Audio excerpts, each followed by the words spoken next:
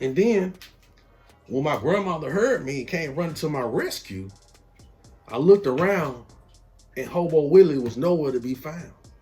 I had nightmares probably a few years after that encounter with Hobo Willie. It was nothing more frightening to see Hobo Willie walking the street at nighttime. You know, I mean, sometimes he would hide by the bush by my grandmother's front yard. And I remember my granddaddy would be on the front porch and he'll see him over there. And he would grab that big ass stick he used to keep by his rocking chair and his damn spitting platoon for his tobacco and grab that big ass stick like a big ass log. Yeah, hit that stick. We didn't get your ass up out of here. And he and take off running. Use it down the hill, down into the bottom. I saw Hobo Willie from age 4 up until about age 10 or 11. And I never saw him anymore. Honestly, the rumor was so bad in our neighborhood, I don't know if somebody took matters in their own hands. Did street justice prevail? Did some type of vigilante get hold to Hobo Willie for these alleged kidnapping and killings of children? Or was this just a real urban legend? But can you imagine that? Your urban legends like Freddy Krueger walking the streets. Everybody knows about it.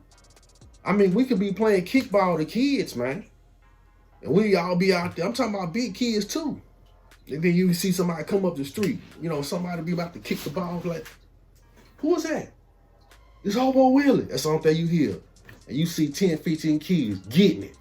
Running their ass off trying to get up out of that dog. Hobo Willie coming. I just wonder though, whatever happened to him? Did he get locked up in some mental institution for the issues he was having? But I'm talking about real spooky shit, man. I also know about, this is gonna be hard. I know about a group of serial killers. Some of y'all would call them drifters, you know. It was this group of drifters that murdered a young man that was my age. It was all on the news back home. I was around about the age of 12 at the time. I knew the young man. He was a friend of the family.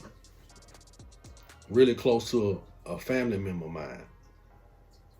And that really rocked my family member. But what I never told her was that hurt me as well. That could have been me. It could have been any of the kids walking home from school when they snatched him, took him behind an abandoned building. And from what I know, it tortured him and killed him. Yeah, they went to prison. But the thing was, they was alleged to have killed other children. But nobody really investigated that. It was a black child they killed. They got the killers, case closed. But those other alleged kids, those drifters had killed, I believe that shit got swept under the rug. I had nightmares for years behind that killing, since I knew him. Somebody my own age that happening to. I would have dreams of me being the one kidnapped by these drifters as a child. And they killing me. Terrifying, man. A lot of times they say that urban legends is truth to it. I've definitely seen the truth behind the urban legends that took place in my city. And one of the last times I remember seeing a serial killer eye to eye was when I used to work for the trucking company I told y'all about. One of my drivers was a alleged serial killer. His girlfriend came up missing. He had got arrested. They had brought him in for question, but they had to let him go because they hadn't found the body yet. And I remember seeing him in my window. You know, I'm talking about the dispatch window. If you know anything about trucking, the drivers come to the window. You got their paperwork waiting for them. You give it to them. That's called dispatching your driver. But I remember looking in his eyes. And I'm like, he did that shit. They say he did it, he did it. And eventually, he was charged with murder because they found the woman's body. And with this alleged serial killer, he was rumored to have murdered his last girlfriend. They suspected foul play, but they couldn't prove it. How many other women has he done this to in the past? Eye to eye with a real serial killer. I had one more driver that I suspected of being a serial killer. Always wore these dark tinted glasses. Big fella. He reminded me of the Iceman. Y'all remember the Iceman? The killer for the mob? He looked like the Iceman a whole lot. A lot of resemblance. Being on that road. And matter of fact, he had been accused of some type of heinous child molestations accusations or some shit. I used to look him in his eyes when he finally took them glasses off. And I would think, yeah, man, ain't no telling where you going and what you doing when I dispatch this load to you. I'm talking about this trucker talk, pause, when I give him his paperwork to go run a load to wherever. I'm like, dawg, you on that road doing something, man. I was watching that cat. I didn't trust him. I had a bad feeling about him. Terrifying, man. You know what I saw when I looked at that man's eyes? Nothing. The same one with the guy who had been arrested for murdering his girlfriend. He went on trial. I think he got found guilty. I can't remember. Same thing when I looked in his eyes. I saw nothing. Absolutely nothing. I also grew up in the 80s when the Atlanta child murders was happening. My mother was so overprotective of me because of that what was going on in Atlanta. She wouldn't let me wear a shirt with my name on the back. She was scared that some stranger would call my name out and I thought I'm knowing because I got my name on the back of my shirt and snatch me in a car and kidnap and they never see me again.